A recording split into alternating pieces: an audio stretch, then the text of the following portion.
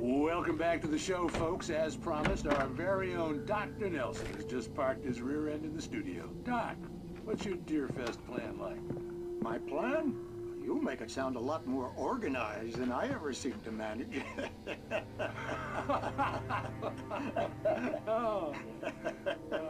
No plan, really, just taking the atmosphere. I'm getting a little too rickety to do much more than that, you know. Oh, tell me about it. No sack race for us older gentlemen, huh? Yes, exactly, Bat. But I'm going to check out the parade, of course. And I'll be one of the pie contest judges, too. Well, that takes a different kind of constitution. Oh, yeah, it's my kind of exercise.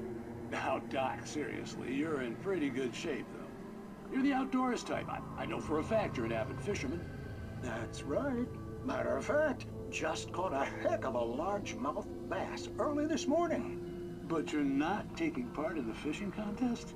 No, not this year. See, Pat, I'm just not that competitive anymore. Now I just like to take my time and enjoy the peace of it. It's no fun if I need to worry about what I'm catching, you know? Well, considering your track record, the participants are probably pretty happy you feel that way. Well, Pat, that's kind of you to say.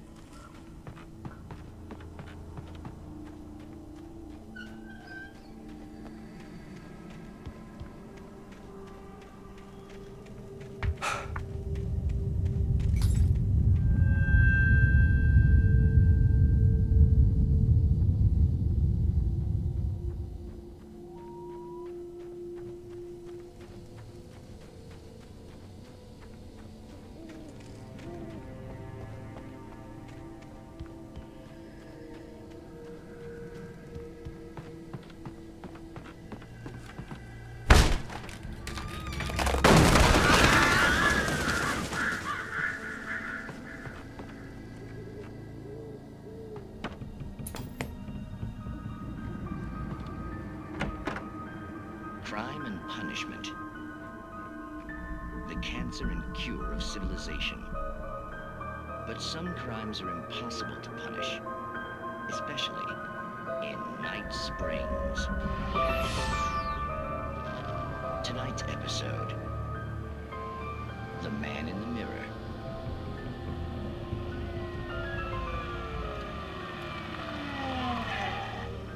He's inside, Agent.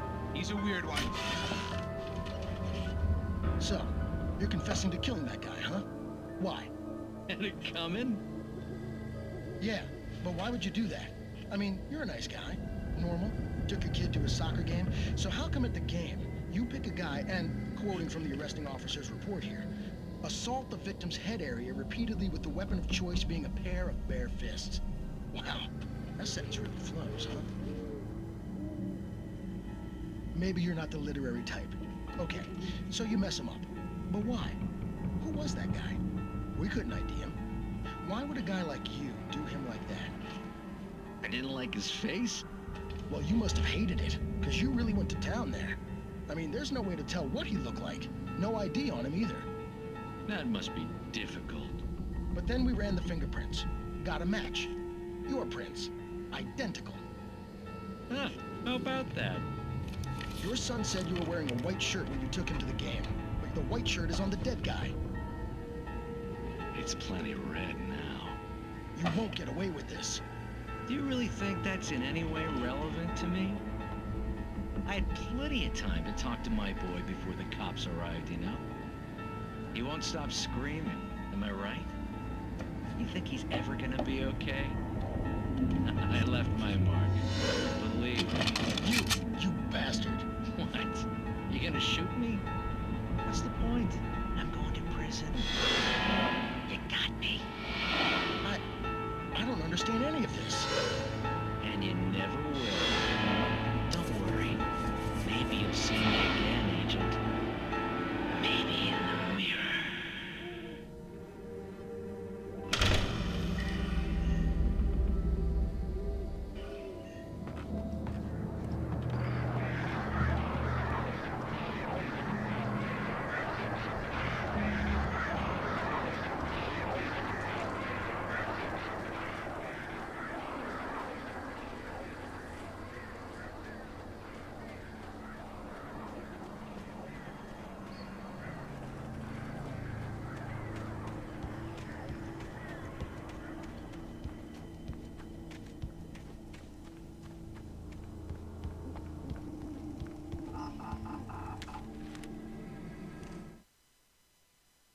Rose knew that Rusty was in love with her, and she liked him too.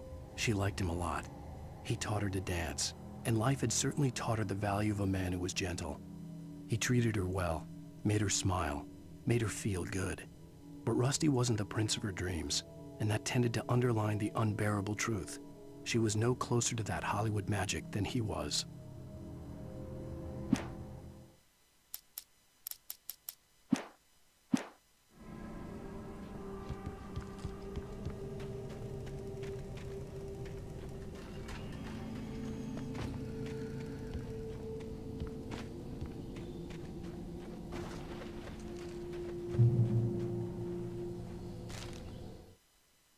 The air in the visitor center was heavy with an awful smell, as if some rotten drowned thing had crawled up from its grave.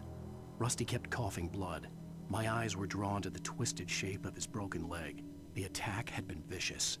Max whined in his cage. Rusty's eyes were wild with fear and terror. He gasped. "Mr. Wake, it happened just the way it was on that page."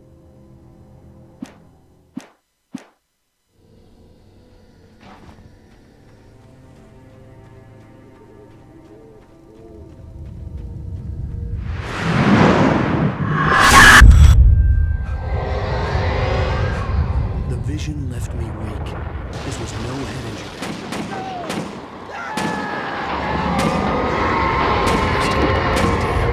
Rusty, hang on! I'm coming! Please, help me!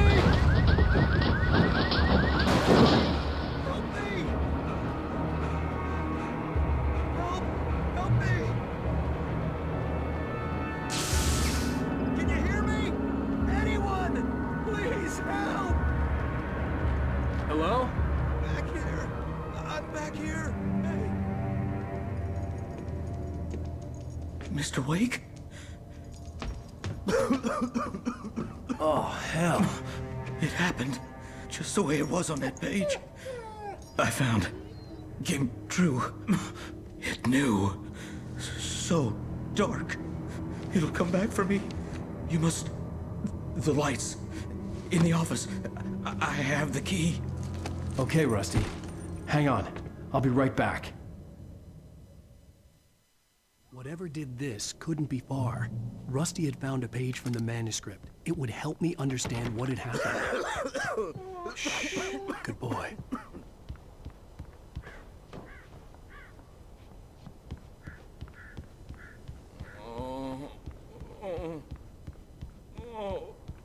A presence. So dark. Like the forest at night. Woke up.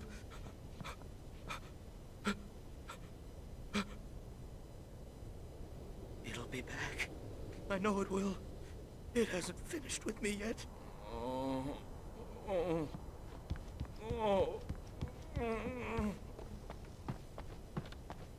The only way to make sure that Rusty was safe was to get the power running and the lights back on.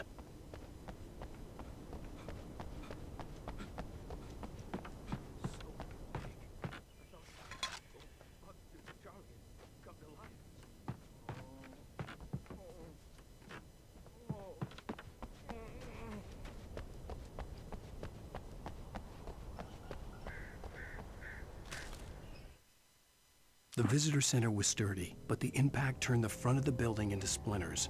Rusty was thrown across the lobby like a rag doll and hit the far wall hard. It didn't hurt until he tried to move and saw his leg bend the wrong way, felt the broken ribs stabbing him on the inside. Rusty howled in pain and fear, suddenly afraid to die alone.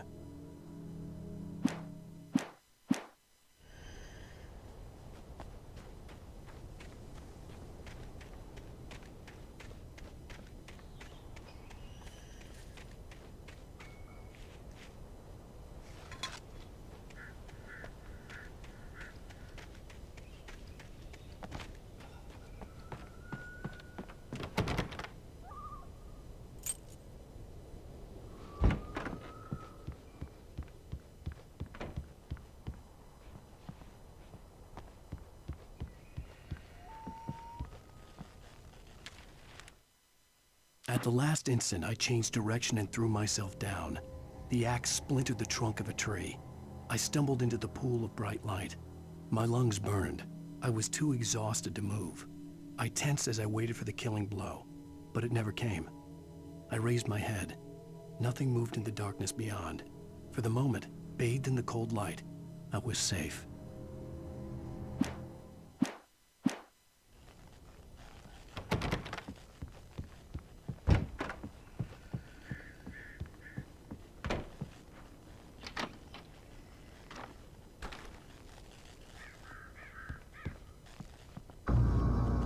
I was too late. Someone had destroyed the circuit breaker. There was no way to get the lights back on.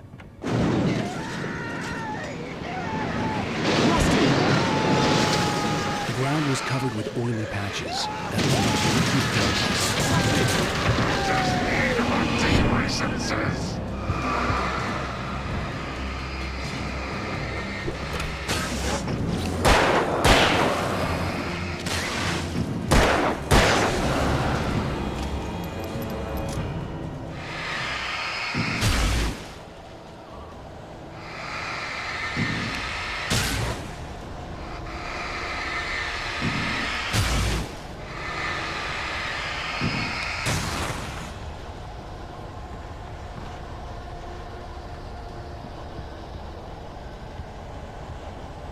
Something had torn a mammoth-sized hole in the wall.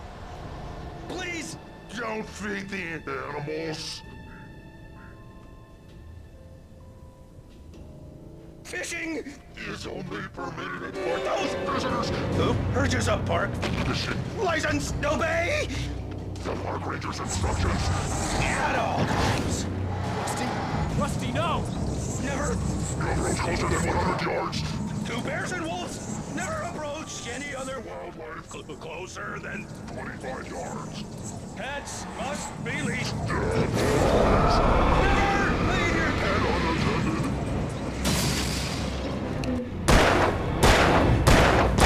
Against the law. To remove any Natural objects. or historical items.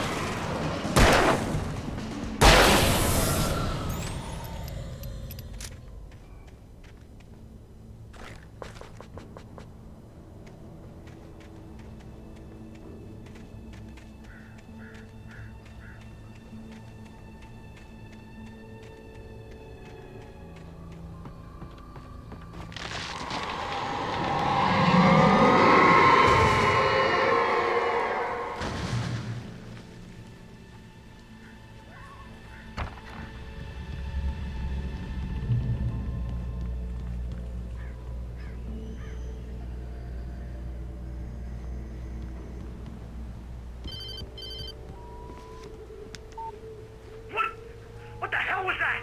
I saw from the window. I saw something. Forget about it, Barry. It's just me going crazy.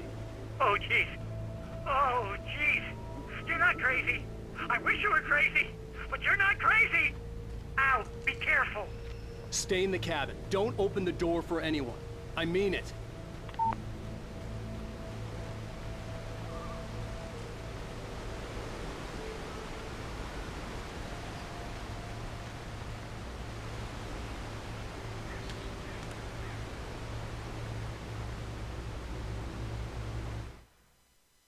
In that last instant of consciousness, Rusty thought about Rose. He was older than she was. Rose was barely out of her teens, but she made him feel young and forget what a train wreck his long-dead marriage had been. He still wore the ring. He'd been waiting for her to tell him to take it off. Now she never would.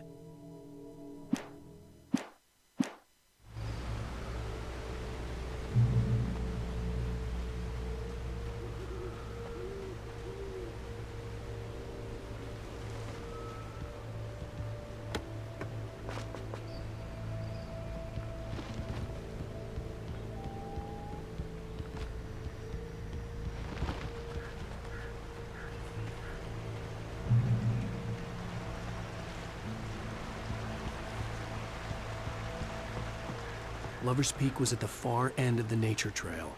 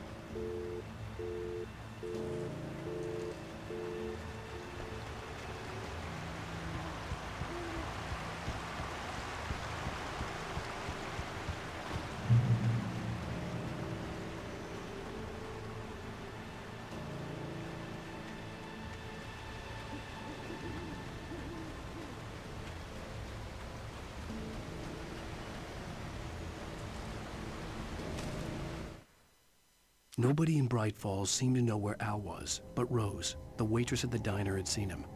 From what Barry could tell, Al pretty much fell off the face of the earth when he left the diner. Rose was just the kind of fan that Al hated, but she really tried to help. She was smart too, knew a lot about what was going on in the town, knew a lot about Al, even knew who Barry was. Barry liked her.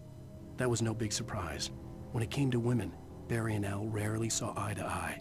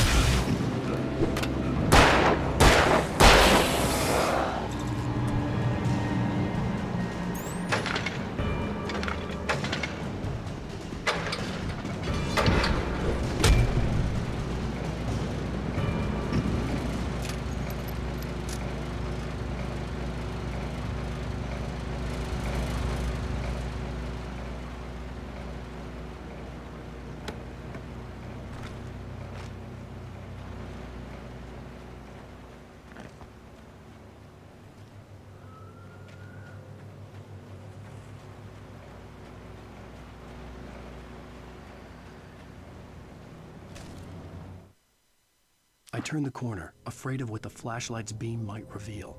Suddenly, a roughly painted symbol of a torch glowed in the light. Behind it, hidden by a rock, sat a battered metal trunk. It was here for a reason, packed with supplies, batteries, flares, ammo, things you need to make it through the darkness of the night. Something left behind by someone who knew what I knew, and more.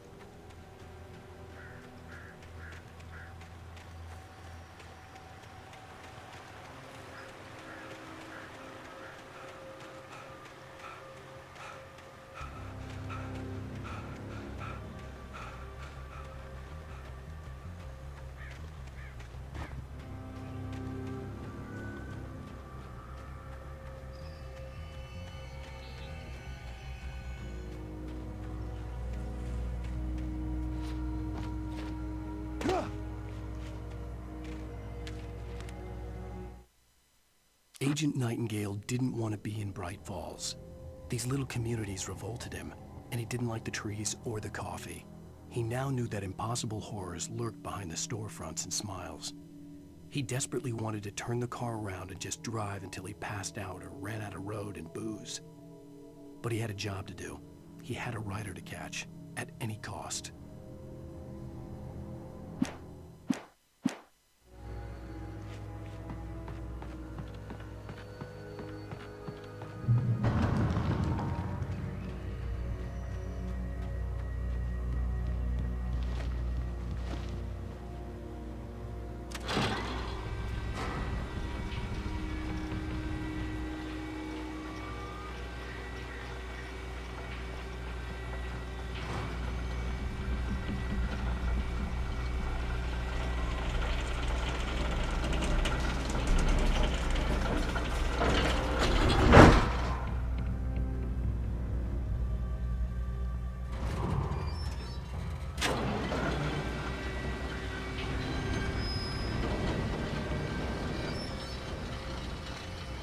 Shit.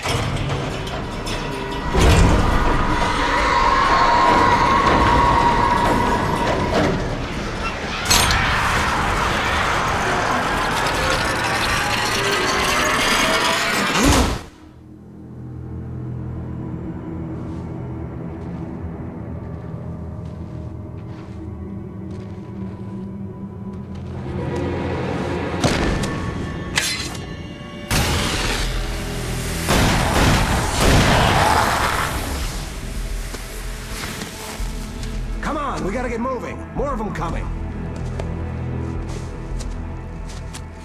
That flashlight's kid stuff. The flares won't keep the bastards away.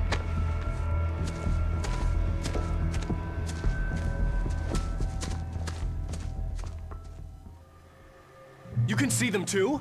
Hell, of course I see them. Come on, we gotta move. Why? Because that's the way the story goes. Yeah, but Let's move!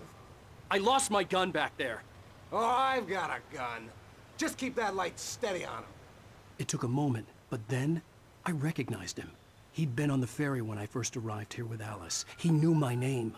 We were headed in the direction of Lover's Peak. There was no way this was a coincidence. He was the kidnapper. Come on, Wake. You better keep up. You set him up, and I'll knock him down, Wake.